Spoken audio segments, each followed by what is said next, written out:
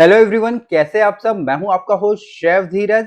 एक नई series start कर रहे हैं मेथड ऑफ कुकिंग के बेसिक रूल्स की, ताकि जितने भी मेथड ऑफ कुकिंग होते हैं उन सब के बेसिक्स के बारे में आपको मालूम हो।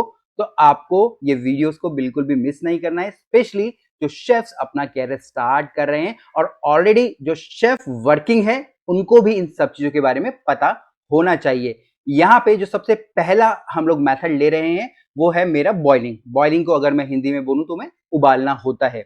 यहाँ पे जो बॉइलिंग का टेम्परेचर होता है, क्योंकि मुझे कैसे पता चलेगा कि मैं कुछ चीज बॉइल कर रहा हूं, ठीक है। तो यहाँ पे आपको जो भी लिक्विड आपको ले रहे हैं, आपको थर्मामीटर की सहायता से उसको मापना होगा कि भैया इसका टेम्परेचर क्या है, और टेम्परेचर होना चाहिए वहां पे बॉइलिंग का हमारा 100 डिग्री सेल्सियस। दूसरा, जब भी कुछ चीज आप लोग बॉइल कर रहे हैं तो आपको कोशिश करनी है, कोशिश या करना ही करना है कि वो पर्टिकुलर इंग्रेडिएंट या वो पर्टिकुलर जो भी आइटम है वो पानी के अंदर ही रहे। ये ना हो कि आपने अगर कोई वेजिटेबल डाली है तो आधी वेजिटेबल पानी के अंदर है, आधी वेजिटेबल पानी के बाहर है। कभी कभी ऐसा भी होता है जब हम कुछ चीज उबालते हैं तो पहले तो पानी रहता है, बट जैसे जैसे उसे हम लोग गर्म करते हैं, क्योंकि टेम्परेचर 100 डिग्री से ऊपर जाता है तो भाप बन के पानी उड़ जाता है। तो यहाँ पे हमको उसको वैसे ही नहीं छोड़ देना है, हमको समय समय पर जब भी जरूरत पड़ रही है हमको पानी वहां पे ऐड कर देना है, ताकि हमेशा जो पानी का लेवल है वो पर्टिकुलर इंग्रेडिएंट के ऊपर ही रहे और वो जो वेजिटेबल है वो प्रॉपरली वहां पे कुक हो पाए। बॉइलिंग के दौरान अगर हम लोग बॉइल कर रहे हैं, मीट बॉइल कर रहे हैं या पोल्ट्री बॉइल कर रहे हैं, सी फूड अगर हम लोग बॉइल कर रहे हैं, तो यहाँ पे हम लोग चाहें तो कुछ हर्ब्स, वेजिटेबल्स, वाइन्स वगैरह भी ऐड कर सकते हैं बॉइलिंग प्रोसेस के दौरान, ताकि जो पर्टिकुलर डिश है उसके अंदर और ज्यादा टेस्ट आ जाएगा। मान लीजिए आप एक चिकन, होल चिकन बॉइल कर रहे हैं, वहीं पे आप अगर आप अपनी हर्ब्स डाल देंगे, बेली पेपरकॉर्न डाल देंगे, कुछ बुके गार्लिक डाल देंगे, व्हाइट वाइन डाल देंगे, तो यहाँ पे जो चिकन है, होल चिकन है, वो आपका बहुत ही ज्यादा टेस्टी हो जाएगा अगर आप कंपेयर कर रहे हैं नॉर्मल पानी के अंदर। इसके अलावा जब भी आप कुछ भी चीज बॉईल कर रहे हैं, कोई भी प्रोडक्ट हो सकता है, तो आपका वहां पे स्कम निकलेगा। स्कम एक प्रकार की इम्प्योरिटीज, गंदगी होती है जो एक पर्टिकुलर इंग्रेडिएंट को बॉईल करने के दौरान निकलती है। जैसे कि आप अगर आलू बॉईल करेंगे तो आप देखेंगे ऊपर स्कम आने लग जाएगा, ठीक है, हल्का हल्का सा ब्राउनिश क्रीमिश कलर का आएगा। अगर आप चिकन बॉईल करें तो व्हाइट कलर का स्कम आने लग जाएगा और थोड़ी बात देखेंगे पूरे के पूरे बर्तन पे फैल जाएगा। बट ये स्कम अच्छा नहीं होता है, तो समय समय पर जब भी स्कम आ रहा है तो आपको उसको निकाल के अपने बर्तन से बाहर फेंक देना है।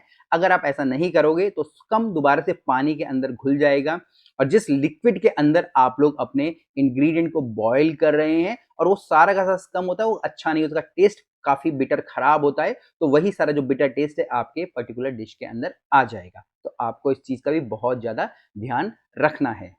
बॉइलिंग के लिए जो हम लोग पानी यूज कर रहे होते हैं, लिक्विड यूज कर रहे थे, बाद में वो हमारा पॉट लिकर कहलाता है।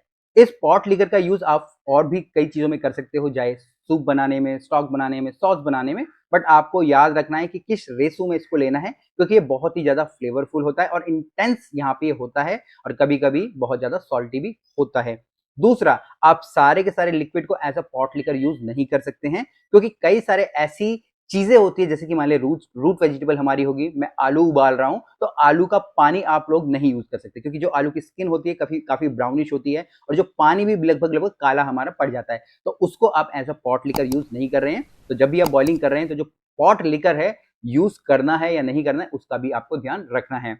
इसके अलावा जब भी आप लोग ग्रीन लीफी वेजिटेबल बॉईल कर रहे हैं तो आपको यहाँ पे क्विक मेथड अप्लाई करना है। मतलब कि आपको फटाफट से जो ग्रीन वेजिटेबल है, जब पानी हमारा 100 डिग्री आ जा रहा है तो आपको फटाफट से वेजिटेबल डालनी है और जल्दी ही अपनी वेजिटेबल को निकाल देना है और उनको अपनी कोल्ड बाथ में रखना है। तो यहाँ पे जो क्विक मेथड है वो हमें यूज करना पड़ता है हमारी ग्रीन लीफी वेजिटेबल के लिए। वहीं अगर आप कोई रूट वेजिटेबल उबाल रहे हैं, जैसे कि मान लीजिए आपका आलू, तो आपको यहाँ पे जो कुकिंग प्रोसेस है वो स्टार्ट करना है बिल्कुल ठंडे पानी से। जब भी हम लोग आलू को ठंडे पानी से स्टार्ट करते हैं तो इससे जो आलू का फ्लेवर बढ़ जाता है, और यहाँ पे आलू के अंदर एक एक्ट्रिक एसिड नाम का टेस्ट होता है जो कि बाहर निकलता है हमारी बॉइलिंग प्रोसेस के दौरान।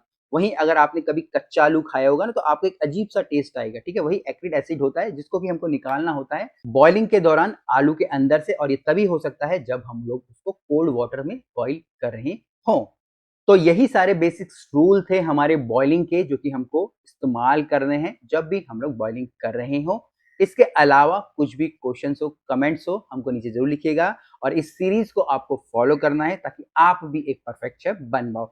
फिर मिलेंगे एक नए वीडियो में, तब तक के लिए जय हिंद।